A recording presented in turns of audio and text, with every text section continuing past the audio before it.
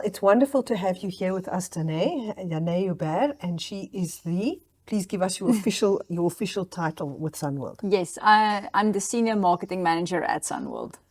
Fantastic. And it's so nice to be able to see you in the Hex River Valley, where you are from and where I'm also from. And we are surrounded by the grapes. So it's a good time and place to be discussing grapes. Yeah. And you were telling us... I think Dané's podcast was the third one that we put out when we started. So it's nice to be chatting to you again. Thank you. And you're going to be telling us about quite an innovative campaign that Sunworld is doing.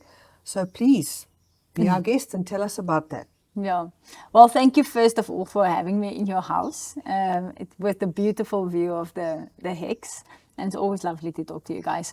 I think since last time we spoke, we were talking about a little bit about my background and also the strategy that Sunworld is following with our grapes.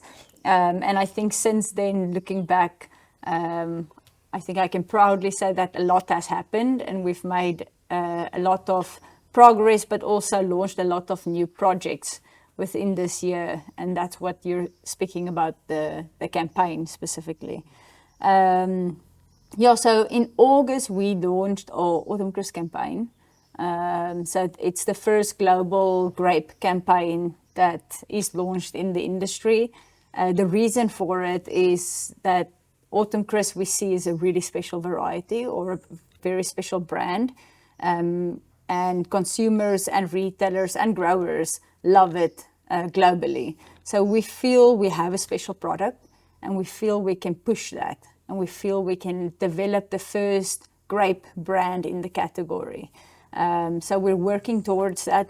And obviously for all licensees that's beneficial because we're trying to create more demand for the brand. Not that there isn't, there's a lot of demand for the brand already, but even push it more so. And from a consumer end, create that recognition of a brand in the grape category. Because a consumer currently, there might be few that knows what AUTUMNCRISP is, but mostly they shop by color at this point. It's green, it's black, and it's red. So we want to bring back that value to our growers with higher prices, with more demand, and obviously, that's where the campaign is going to create that consumer recognition globally. So the thought and the initiative that you're doing is quite groundbreaking because as far as I know, it might have happened, but what I can see and remember, you've never seen a brand and a marketing brand being focused around a particular variety. Mm-hmm. Because as you said, people shop by the color of the grape, they don't necessarily know the variety. So it's taking a variety, not a commodity, mm-hmm. to the consumer and educating them about a variety specifically, not just a category of table grapes. Yeah. So that's quite groundbreaking and exciting and ambitious for you guys to be doing this. Definitely. But I think you have to have the right product. You can't just do it with any product. And I think that's the leverage we have, is we have something that's truly standing out from other grapes. That's for sure. If you've ever eaten or seen AUTUMNCRISP, you will know it's definitely in a category of its own, to be honest. Yeah, so... Okay. Just before we go on, I heard it. Can you maybe move your mic a little bit to the side? Yes. There we go. I heard it was like... That's fine. Fine. But on that topic, AUTUMNCRISP is not new. It's been, how long has it been that the name AUTUMNCRISP has been launched? I think it's been probably, I want to say around about 13 years. Wow. Yeah. So it's not a new variety. No.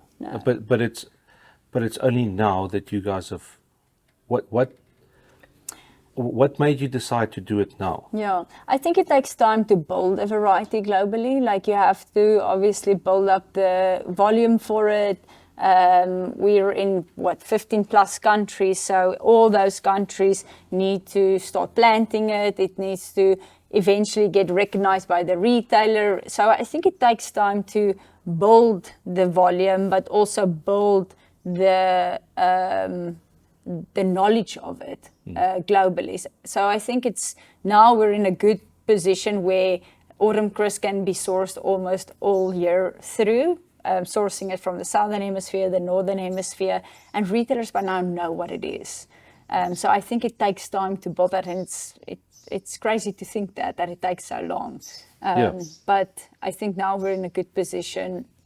We could probably have done it a little bit sooner, but I think the time is just ripe to do it now, especially where we are with all the varieties that's out there. Like something different needs to happen. Well, that was what was discussed at the ITGS. Is that what Dr. David Hughes? Yes. And I know you were quite excited because he mentioned you guys on Yes, stage. but his message was also solid. So. Yes. Is that grapes is going to fall in a commodity where people are just not going to bother too much with them or pay a premium price for them. So something different has to be done, and it has to be done different by everybody. And you used the example of Pink Lady. The apples, yes. So if once you understand that a Pink Lady can sometimes bring in 4 times the premium, that 4 times the price of just a normal generic type of apple, then what you guys are doing makes perfect sense. And then he also said that people will not spend $1 or £1 on grapes, but they'll spend £4 on a coffee. So I said, well, plant more coffee then. But tell us the timeline of how you guys conceived this idea and developed it and got to the point where you launched it, because it's very exciting. So I think it obviously stemmed down from our strategy. Like I think it's 2 to 3 years ago, or let's say 2 years ago, we developed this umbrella strategy where we only have a few brands in our portfolio, and the idea is obviously to roll up similar or like varieties. And the intent of that is obviously only to have a few brands on shelf and really have each brand have premium varieties rolling up into it. So I think the concept started there, and then with the AUTUMNCRISP is obviously like I think we just knew this is a special variety, like I said, and we need to develop that first brand in the category. I think also if we, like you asked earlier, has anyone done this before? In the grape category, no, but other categories have done it. So looking at what they do and learning from them, obviously they are years ahead of us, but I think you can learn from success and failure. Is that in the Sunworld basket, other categories? Like I know you've got stone fruit and things like that as well. Yeah, we have stone fruit as well. We recently bought a mango variety. And we're looking to add more fruit to our portfolio of breeding. But yeah, so I think our concept started because we knew we needed to do something else in the category. All these varieties came into play, not just ours, but others as well. And we needed to find a way to consolidate and to create something that's sustainable. Because in the past, every breeder launched a variety and they launched a brand. So with that, we knew we needed to consolidate, and then to take our varieties to the next level, we saw potential with AUTUMNCRISP. And we did, I wouldn't say we mimicked, but we did look at other categories like a Pink Lady, like Chiquita, like Halos or Clementines. Like they have established brands in their category, and they do the same. They roll up similar varieties. And they've been successful, yes, probably with a lot of failure too, but that's what where it came from. But it's almost like the grapes have got their line name, like Sugar 35 or IFG 10 or RF 15, and then there's the name that the people use on the street. Mm-hmm. So it's not a brand name. You guys have turned that name into a brand now, which is really cool. Yeah. I've got a question that, so Pink Ladies, while we're talking about Pink Ladies, and there's a lot of exposure for them, and they must come talk to us Yeah. also. But I know that pink ladies, if the apple needs a certain amount of blush to be called a pink lady, and if it's not, doesn't meet that, then it just goes through as crisp pink. Yes, that's correct. Yes. So will Autumn Crisp have something similar? Yes. Is there certain standards that it needs to be packaged as an Autumn Crisp? Yeah. So very good question. For all our varieties, we have a standard. So in order to be packed in the brand, it needs to meet a certain spec. If it doesn't meet that spec, it will be called the Sugar name. So Sugar 35 or Sugar 16. Yes. Or be packed generic, but it has to meet a certain spec to use the brand Autumn Crisp or Sable Seedless. Okay, so it's the same kind of. It has to adhere to or achieve certain spec to get to be that. Mm-hmm. Yeah. So, what happens if the growers don't pack it according to that spec? I'm just putting it out there. So because I know, I'm not saying there is a lot of growers that will take a chance. Yeah, definitely. It's the reality. Yes. Yeah, I think so. We invested in someone that now takes care of quality. So Pablo Gomez is our quality insights person, and so we know the quality piece plays a very big role, and that's why we obviously invested in someone like that. So his job is to make sure the growers know what the spec is, packs according to it, and that we've come up with strategies to make sure that the right growers pack according to that brand. If a grower doesn't meet the spec, obviously that comes to our licensing team and to Pablo then, and they need to have that discussion.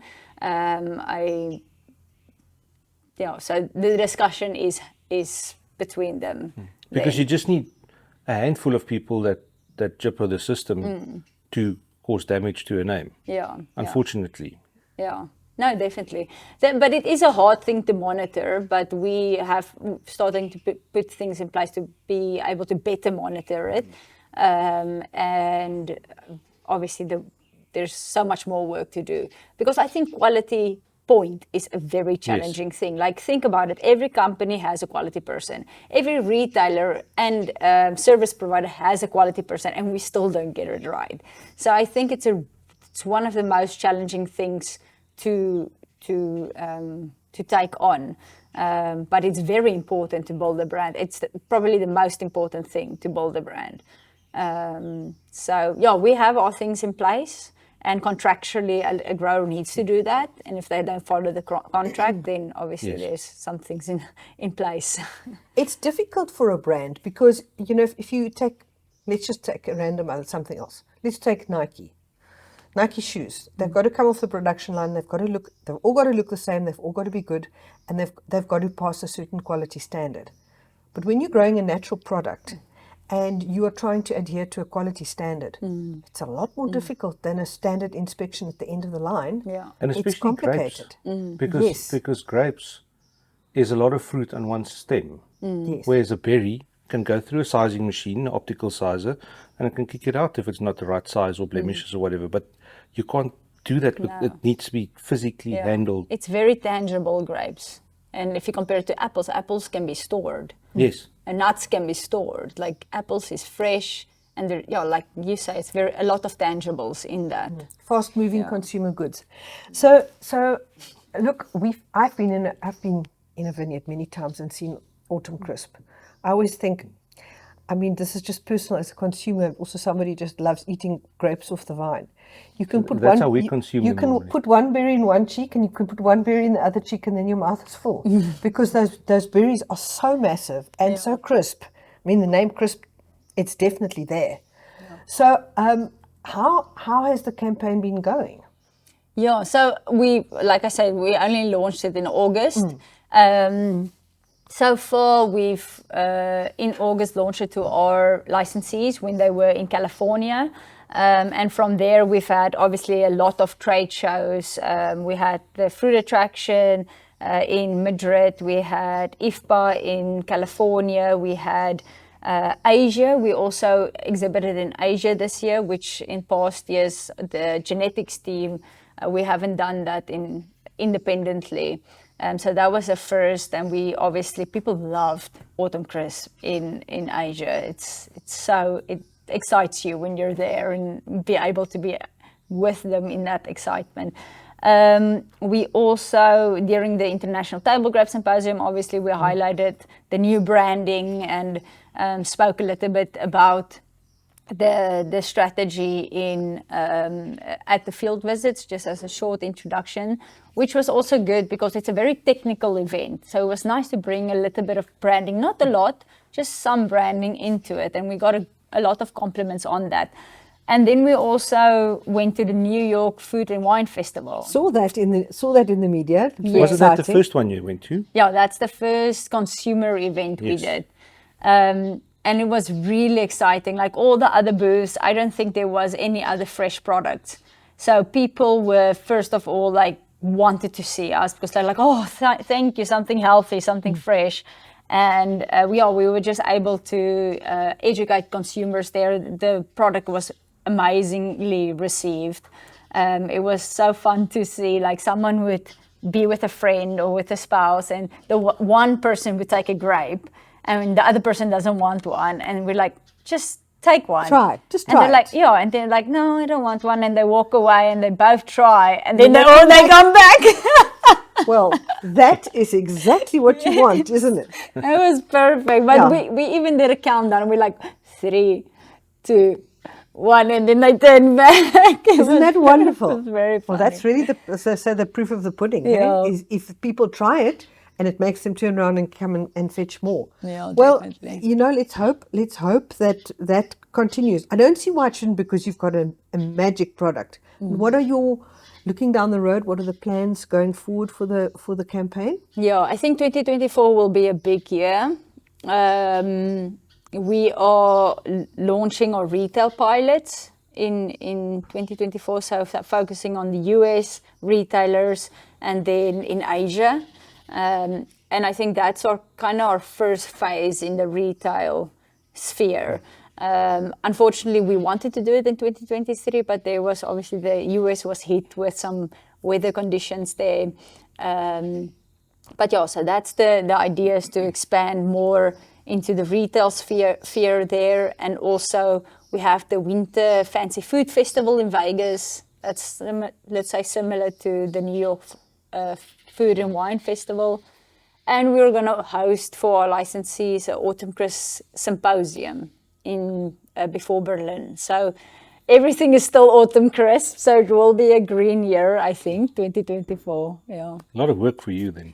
Yeah, we have a lot of work, and that's some of it that we're gonna do. Like, there's so much more that we plan to do, and social media is also a thing, obviously. And that's my next question, because everywhere we go, we've been at IFPA and ITGS, and everybody talks about the consumer wants to see where their food is coming from.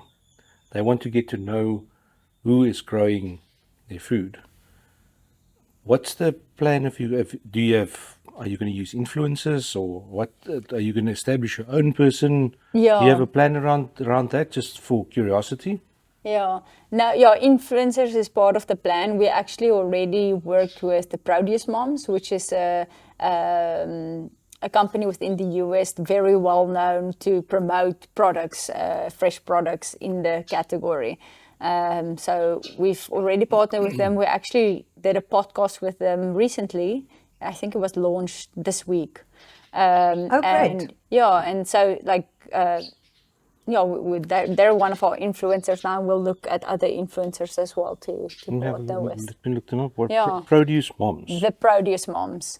On Instagram. Laurie Taylor is the lead on that. Okay. Yeah, they're on Instagram and other platforms too, yeah. Okay. So one of the things that has always traditionally been a problem is that category managers in retail stores, they try to push grapes as a commodity. It's easier for them, let's face it. Yeah. And it's how they've always done it. And somebody said to us recently, as growers, we provide the supermarkets with varieties, and they sell commodities. How has your this very bold and exciting initiative, how has it been received by the retail sector? Yeah. And how's that And by the going? growers. How? Yeah.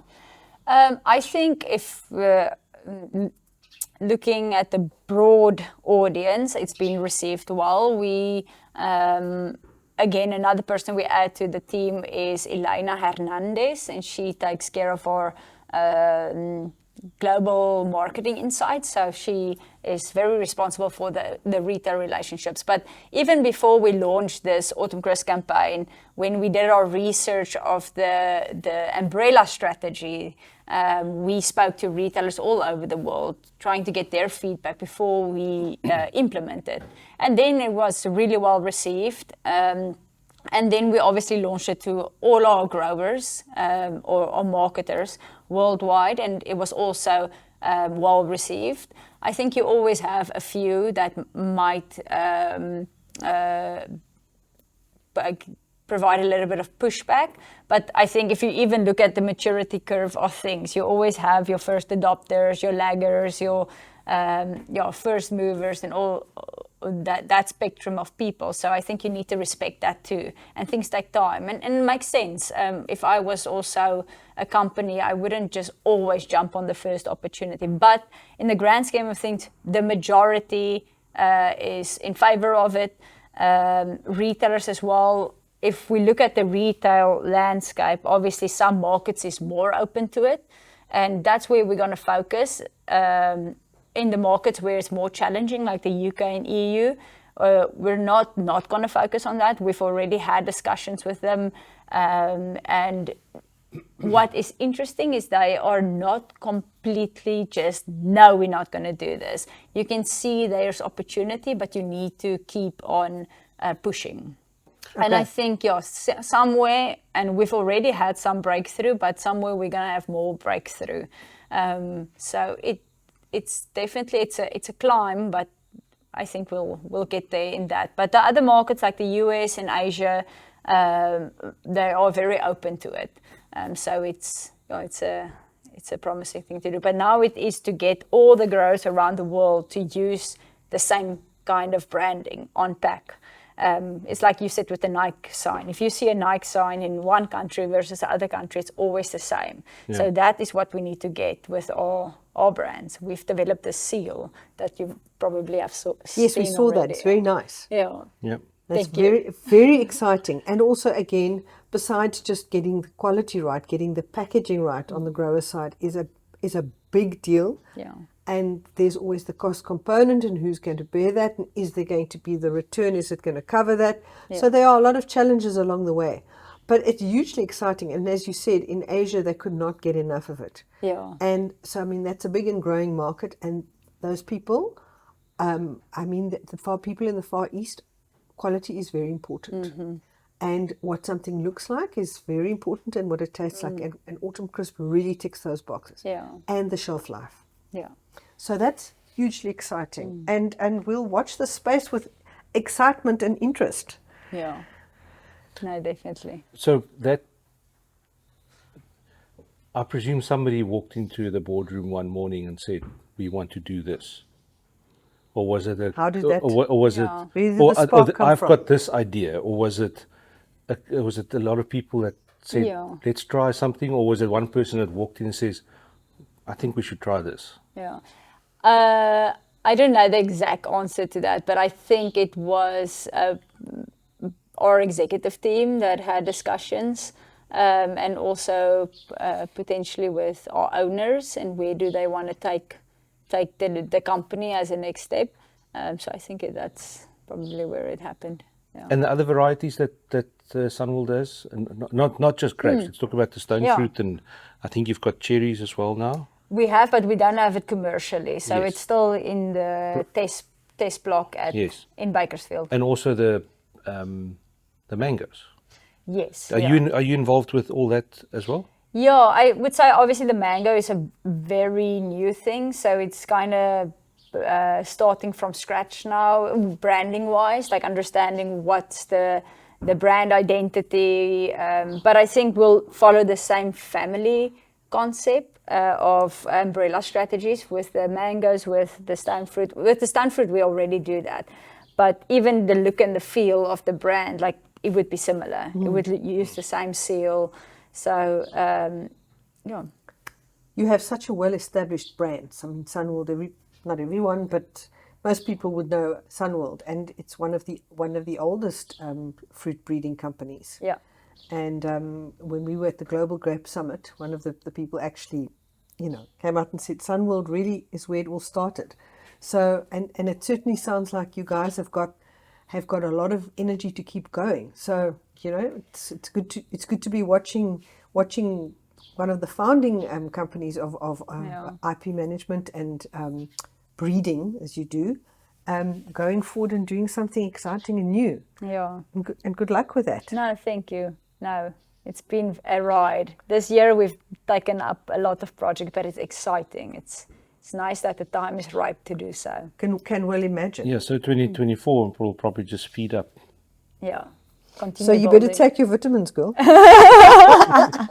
This natural air is my vitamin. Always, David, you said we must advocate the health properties of grapes. Yes, it's very true. We must take the grapes. It's very, very true. Yeah. It's a funny thing when you speak to general public that have got nothing to do with agriculture, and you talk about grapes, they immediately think wine. Yeah, Yes. It's like definitely. they can't. And you know how many times we it's people that's got, it's exporters, it's retail places, they market table grapes, but there's wine grapes on the photos. The photos are wine Yeah, grapes. it's so many times. But not just the vineyards, it's actual wine grapes hanging there, which is not pretty normally. Yeah, no. Yes, it's very sad, in fact. Yeah. Anyway, I want to the South African market. How well do you think they will receive something like AUTUMNCRISP? Because I don't think they know it. Yeah. I know it's very small in comparison to what the rest of it, but I think even if we go to people, they've tasted cotton candy once, so it's like a thing. Yeah. They've seen long sweet sapphire grapes, so it's a thing. I don't think they've seen what really nice AUTUMNCRISP is like. Yeah, that's very true. I think, and the reason is because we export most of Yes. our good grapes, unless a retailer here is willing to pay a premium. Yeah. it might happen. I suspect it might happen, and I think one shouldn't give up because there are very discerning people in our country Yes. who, if they were introduced to this and they had the opportunity, they would support it. It might not be as a larger percentage of the population as in other countries, but there are those. Yeah. And I mean, when I hear this AUTUMNCRISP, boy, I make a beeline for it because I absolutely love it. The crunch that you get from those grapes, it's just something else. Yeah, but buying it in the shop here in South Africa versus what we get to experience by eating it off the vine is That's a completely different. But that's can't every compare. product, I think. Yes. Yes, Yeah. but in particular, I think the South African retailers are not focused on yet. It's from vine to shelf a week, but there must be cold chain involved, which I don't think they are really focusing on. And with the power struggles that we've got in the country, it is an issue. But I do think if the retailers invest into that, they will. Yeah. They will. But I think, like Louise said, there is obviously one retailer that does that well, and they have good quality on shelf. But I think there's other retailers that's going to start stepping it up. And maybe not all their stores, maybe it's more strategic, like in good areas where obviously people are willing to buy that more premium for product. They're going to start doing the same, or that's what I've heard. So hopefully AUTUMNCRISP is one of the ones that breaks through in that.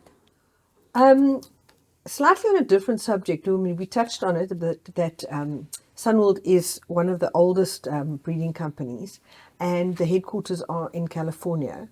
But you have such a global reach. And I know that you are South African, but you work in California, and you also work in other parts of the world. The Sunworld team must be quite a multicultural team. from all the table grape production areas in the world. Yeah. It must be very interesting for you all to get together and bring all your different languages, accents, knowledge, skills. It must be very stimulating, but also in some ways interesting and quirky. Yeah. No, it's definitely, like I said, we're in about 15 different countries. So imagine bringing 15 different cultures together. But I think that adds to our diversity and idea sharing. And obviously sometimes you're lost in translation, but for the majority of it, like, it's good and it's fun. Where's the biggest challenge with that? What country? Just out of curiosity. Well, this would be my personal opinion. You mean challenging the lost in translation part? I would say China. Okay. But that's personal, probably. It's understandable. Just because of the language barrier. It's not necessarily cultural or so, it's just the language barrier. Yeah. But also looking beyond our team, like even Italy it's sometimes a challenge because not all growers speak English. Yes. Like it's a country and Spain too. So with our growers, sometimes obviously you have to speak the language of the country in order to, But with that, like even when we have our international events or field days, you guys were there too, like all those cultures coming together, it's fun. Yes. It's a good atmosphere. So imagine that's what the team is like, the Sunworld team That's what I was thinking, is that to be an international company, you have to have that. If you were all from one country, you wouldn't be able to do what you have to do. And in that way, I would imagine you, through work, you'd be learning a lot about other people's cultures along the way. Definitely. And that's always stimulating and interesting. Yeah. You have to have the personality for it, but it is, yes. Yes, indeed. Okay. Right, so I can't remember if we did it with you last time, if we've started doing it, that we ask a question. At the end, what would you tell the next generation? No. You can't ask the same question again. Was that the one we asked you last time? I think it was We something like get a question from the previous person. Yeah, I'm trying to look here for one. Just completely anonymously for the next person.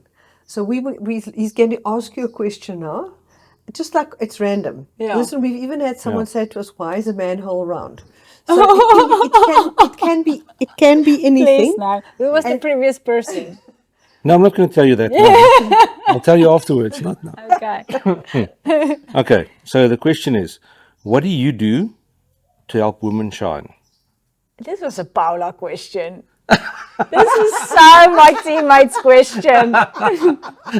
Thank you, Paula. I can ask you another one. No. Sure. What do I do? Well, I thought it would be a nice connect afterwards. That was Paula's question, but okay. Definitely get back to her on this one. What do I do to make women shine? I think for me, it's just always working with both women and men. For me, it's equality. It's not just making one shine above the other. So equally working with both genders. That's how I don't make women shine. I mean, that question was asked it. to you personally, but I think you could take it a bit broader and also relate it to the company that you work with. And what we did observe is that there's a very broad mix, as we were talking about culture. There's a lot of men and women that work in the company. And there's a lot of women coming into the industry, which was predominantly male orientated. Yeah. I think also from us as a company, like obviously we've hired so many more women, and also trying to highlight them in our efforts, like social media efforts. For example, our VP of marketing also, she had 2 accolades now, and shining her achievements. And our breeder, we previously had a male breeder, and now we have a female breeder, which a lot of people say women are more detail orientated in the vineyards, so we'll see how that plays out. But yeah, I think our company definitely. But from personally, I would say personally just treating them as equals. Yes. Yeah. Fantastic. Okay. There we go. Thank you again. No, thank you guys. Thank you very, very much. It's always an inspiration and wonderful to chat to you and hear about all the exciting things that you guys are doing, and the very best for 2024. Yeah. And we'll catch up and hear about And that all your some more. travels, and I can't live out of a suitcase as long as you do so. Yeah, it's temporary, hopefully. But thank you for you guys too, and good luck. Thank you very much, Dané.